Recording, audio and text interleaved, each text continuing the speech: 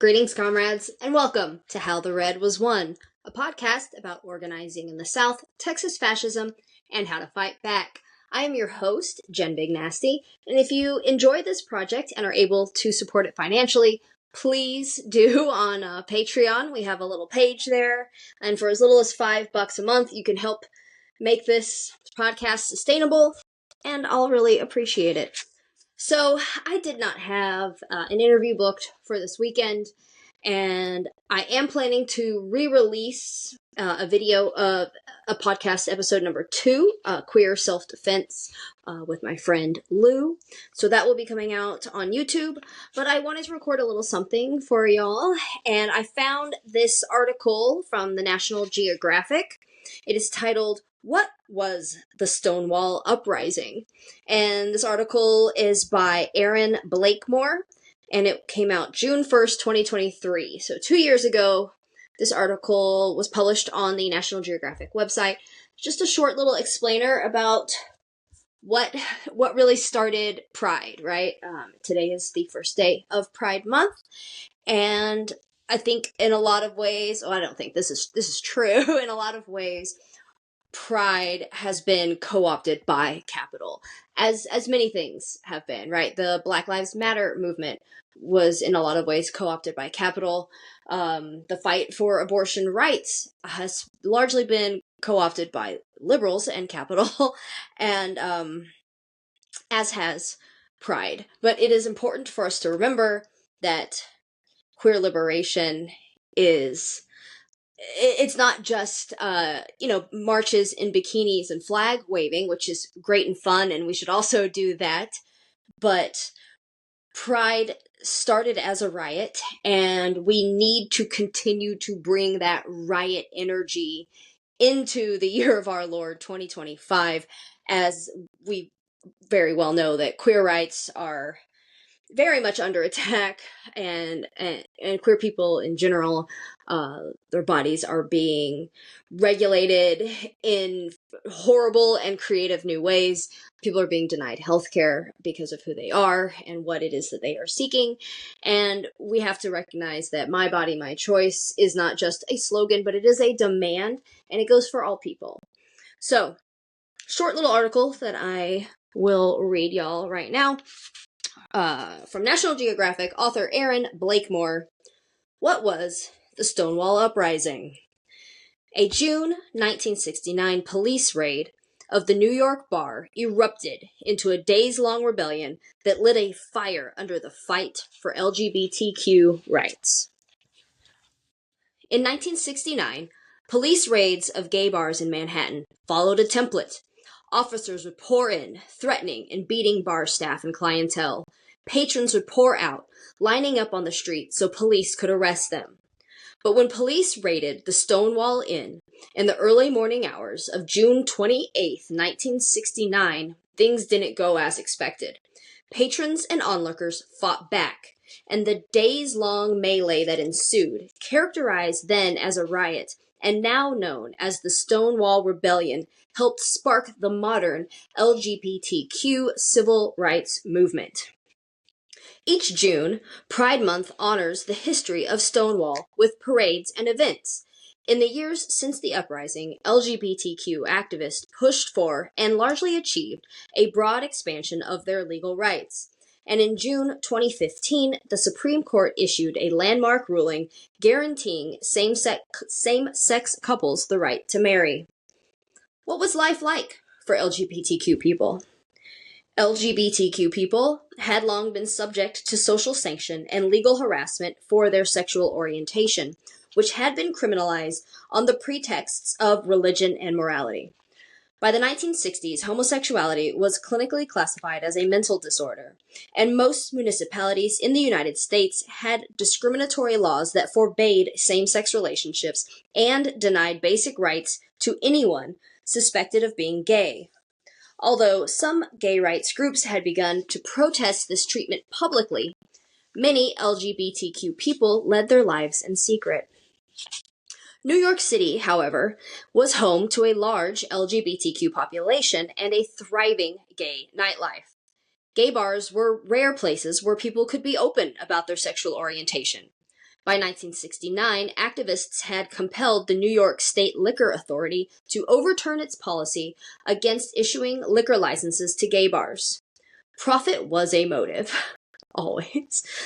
Owners, many of whom were associated with organized crime, saw a business opportunity in catering to a gay clientele. They had also learned to avoid raids by greasing police officers' palms with bribes. That was a difficult sentence. Basically, they were bribing cops.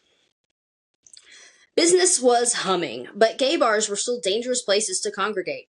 Police officers regularly surveilled and entrapped gay men.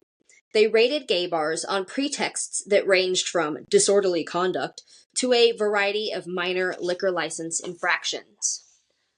The Stonewall Inn was grubby and barely legal. Located in Greenwich Village, the heart of gay life in New York at the time, its patrons were among the most marginalized members of New York's LGBTQ community, including underage and unhoused individuals, people of color, and drag performers. This club was more than a dance bar, more than just gay gathering place, wrote Dick Leifsich, the first gay journalist to document the events. It catered largely to a group of people who are not welcome in or cannot afford other places of homosexual social gathering. What happened at Stonewall? On the night of the raid, police arrived intending to follow their usual pattern of seizing the bar's liquor and arresting its patrons. But this time, the patrons resisted, and violence broke out as the officers tried to calm the crowd. I'm sure they tried to calm the crowd.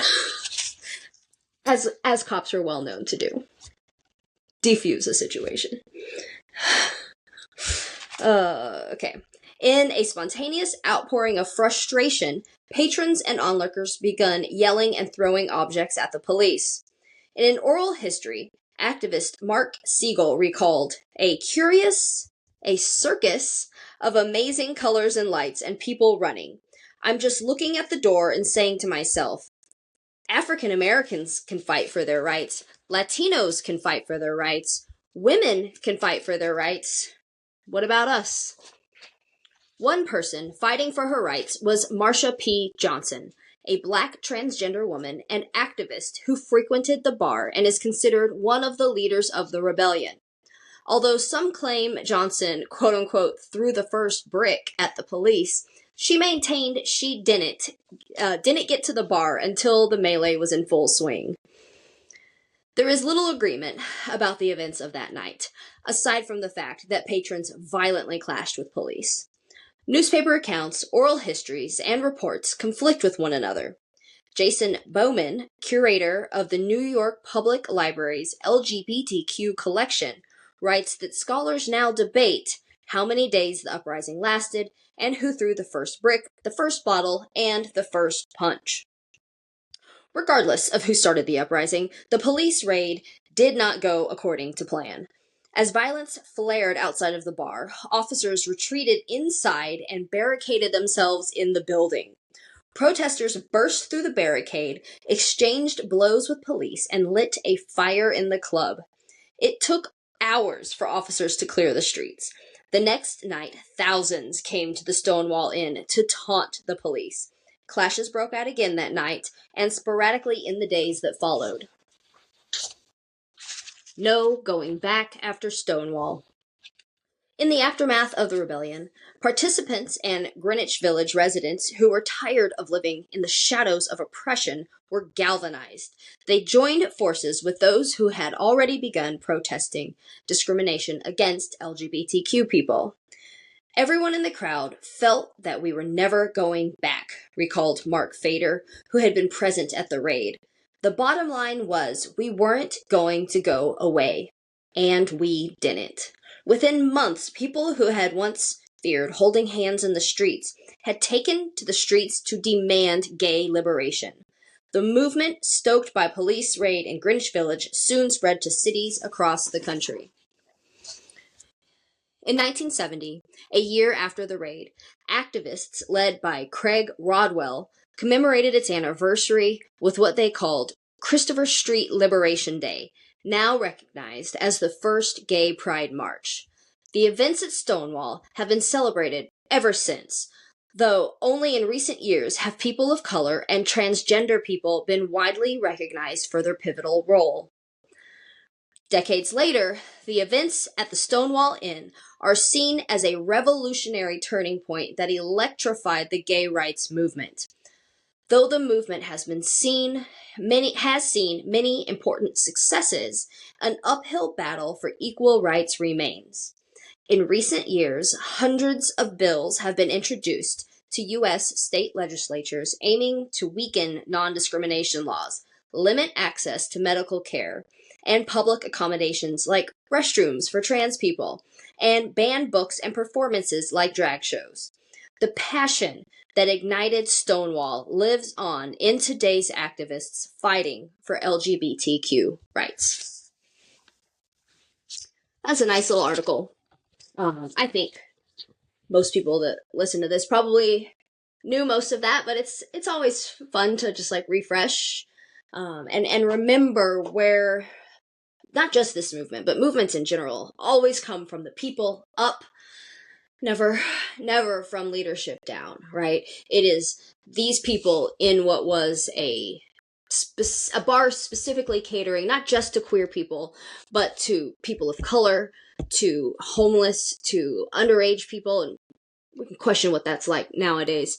I wouldn't want to serve a kid in a bar, but you think a 16, 17-year-old that was kicked out of their house for being queer, this was a safe place for them. And that is what's important. That's what's important about Stonewall. That's what's important about queer spaces in general, is that, again, especially people that are extra marginalized, right?